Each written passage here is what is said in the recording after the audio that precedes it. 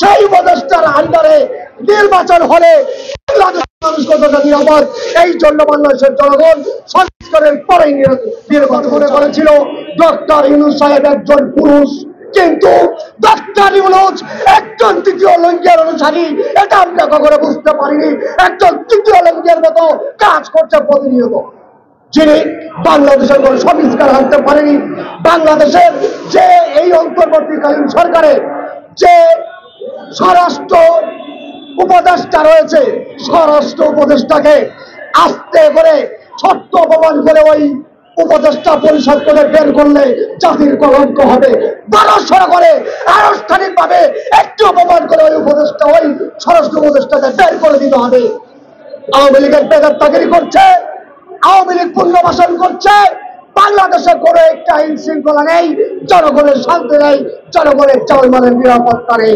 আজকের এই পরিবেশে জনগণের পেটে ভাত নেই, জনগণের একটি গরিব মানুষের মেয়ে, আমার বোন, আমার মা চিকিৎসাবিহীন মারা যাচ্ছে, চিকিৎসালয়ের ওষুধ দিয়ে মারা না।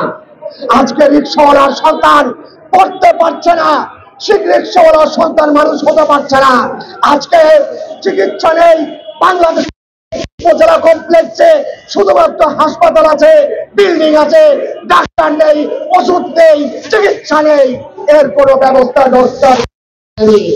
আমার ভাইয়েরা, নির্বাচন আমরা চাই, তবে আমাদের অধিকার সম্পূর্ণ করে রাষ্ট্রের সংস্কার করে একটি স্বপ্নময়ী জায়গায় বাংলাদেশকে নিয়ে নির্বাচন চাই।